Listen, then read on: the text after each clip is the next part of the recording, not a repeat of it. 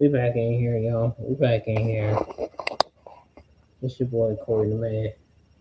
The cameras it messes up sometimes. Anyways, spoilers. If you ain't seen the latest Stranger Things, watch out. Just stuff we say. Anyways, this video is like 18 minutes. I might end up only doing 3 videos since this video is a long video. But anyways, let's get into it. Here we go.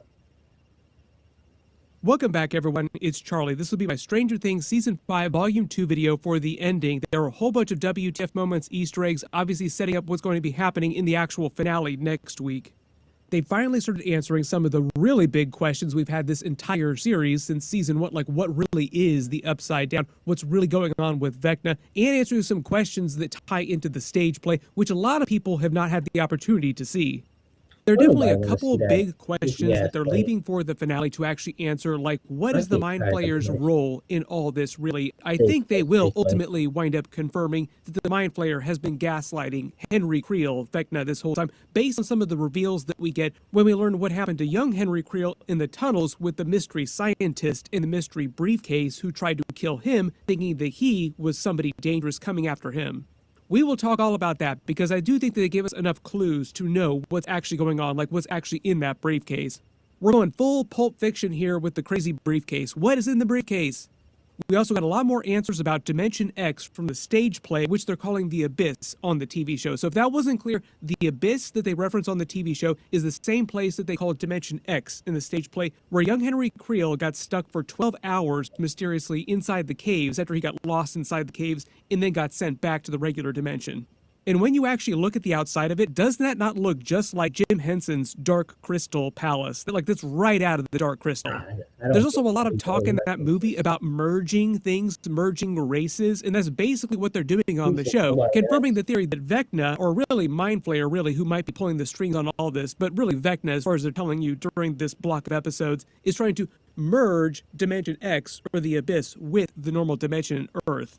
One of the other strongest pieces of evidence that the Mind Flayer is responsible for all this, like it's his grand design and he's just finger puppeting Vecna, is what does this fortress look like in Mind Flayer's original dimension? It just looks like a hand, like an upside down Mind Flayer.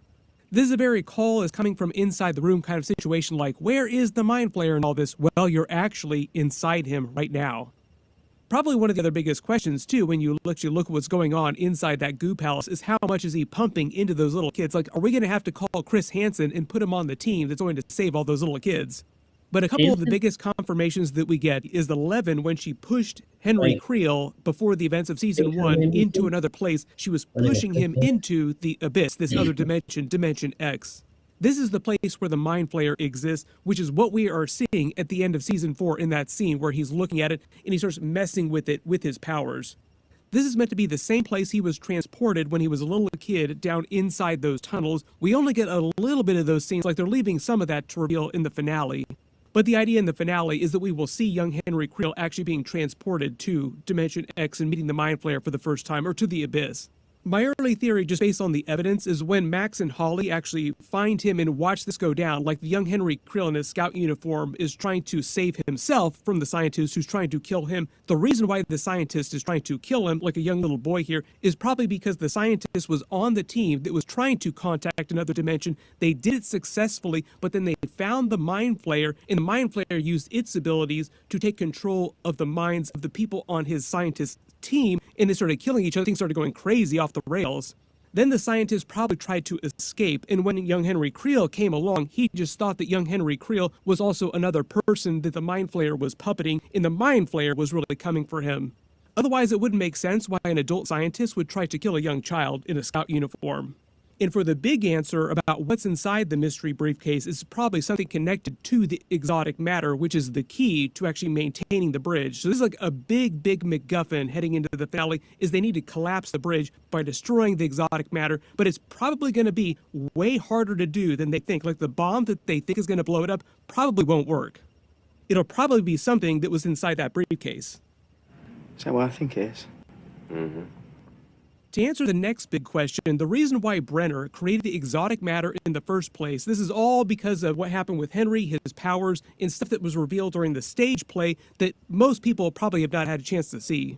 You have to remember that young Henry Creel fell inside the tunnel, and it was in Nevada. His family was living in Nevada, but Nevada is also where a young Brenner's program was. We saw 11 inside that special lab they had in Nevada during season 4.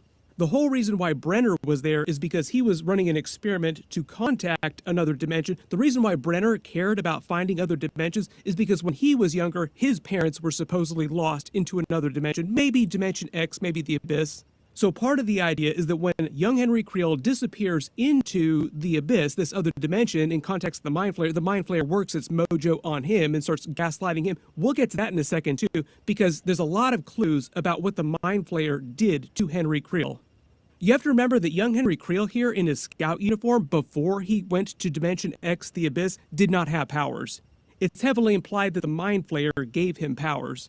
What happened is that when he eventually made it back 12 hours later and had powers and he had different colored eyes, that's when a young Brenner found him and started his program to create 12 more kids because, notice now, Vecna in present day has 12 kids that he stole to power the bridge to actually bring the worlds together.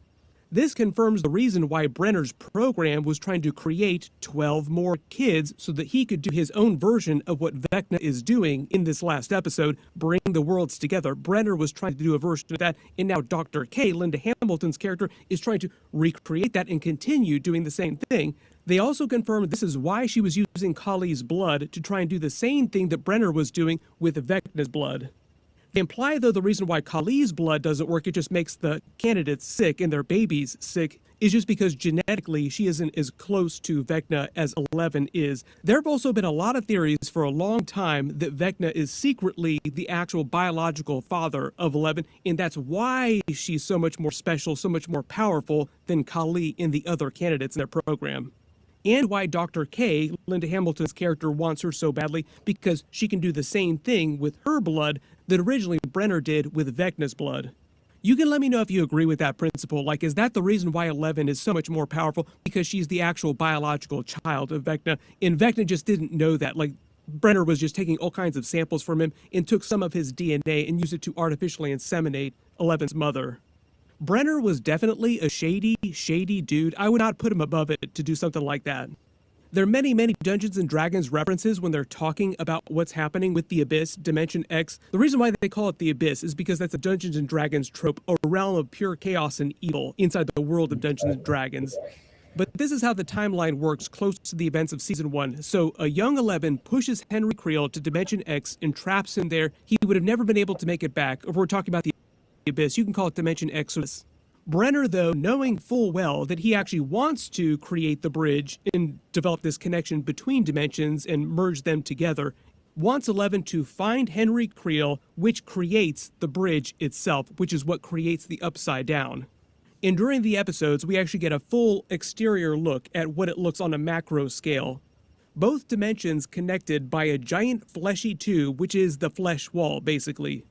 Monsters have been using it to cross right back into Hawkins. As we all predicted, they saved Max actually coming out of her coma, so to speak. It wasn't really a coma, it was more like being trapped inside Vecna's mind space by the actual last episode of Volume 2. Probably the bigger reveal here is that she could have escaped much earlier had she realized that she didn't need music in the first place. They make a whole bunch of Kate Bush jokes too, like Holly learns about the Kate Bush and she's like, I have no idea who that is, that means nothing to me. Max never needed the music to metaphorically and literally run up that hill back into her body. This whole time it was all about her connection with Lucas specifically, it was never about the music. This is also why Holly is able to open a portal right next to Max, like she doesn't need to go to some special place like Max feels like she needs to go to open the portal. Holly is the one that helps her realize that she never needed the music in the first place. So I did love the twist that the flesh wall itself wasn't keeping stuff inside, it was actually protecting the bridge itself, from everything outside, basically the vacuum of nothingness between dimensions. There are a couple moments in the episodes where you see stuff like floating out in the abyss. They also confirmed the theory that the reason why Vecna needs the 12 kids is because he's actually siphoning off using their psychic power to boost his own, and he's using that power to merge both dimensions through the bridge. Also the same reason why in the past Brenner created the program to make 12 kids with the same levels of powers so that he could use their power to merge dimensions. Theoretically, though, I think the Mind Flayer might still wind up being the ultimate main villain here, because if you think about it this way, when Holly was able to break free and when the Demogorgons die, notice that the black smoke comes out of their mouths. We haven't really seen that a lot before, but where have you seen it? You saw it in the Mind Flayer itself. It literally is the black smoke. To make more Lost TV show references, the black smoke monster. Do you not now wonder if there's black smoke inside Henry, and if when he got lost inside Dimension X as the young Boy Scout here, like he finds this briefcase, gets lost in Dimension X for 12 hours, then mysteriously comes back to the normal dimension with powers and under the control of the Mind Flayer? Probably because the Mind Flayer filled him with his black smoke, and that's how he got powers. Pretty much anybody that has any powers on the show comes ultimately from Vecna first because of his blood, like that's how 11 got powers and all the other candidates got powers, and it seems like Henry Creel originally got his powers from the Mind Flayer. So if we're making the Star Wars references, because they do make some Return of the Jedi references during this to like the Death Star, but if you're thinking about Star Wars references, the Emperor and Darth Vader, Vecna would be the Darth Vader character, making the Mind Flayer more like the Emperor who's trying to pull the strings. This is also one of the reasons why I think they left a lot of Mind Flayer reveals for the actual finale, like what's in the briefcase, what actually happened when young Henry Creel was sucked to Dimension X. Like they didn't show us the rest of what happened to young Henry Creel in his Boy Scout uniform in this memory here, probably because they're saving it for the finale. Probably one of the other biggest WTF moments of the ending here is Kali trying to sell 11 on the plan to sacrifice themselves by staying in the Upside Down when they blow up or destroy the exotic matter, collapsing the bridge, which would basically strand them in the empty vacuum between dimensions, basically killing them because there'd be no atmosphere. So Kali is basically trying to convince 11 to both kill themselves as a way to prevent anyone on Earth from trying to use their blood again to try and replicate the experiment, creating 12 more candidates to merge other dimensions again. One of the other keys to defeating him is also seemingly Will using his connection to Vecna, like to make the Harry Potter Horcrux references.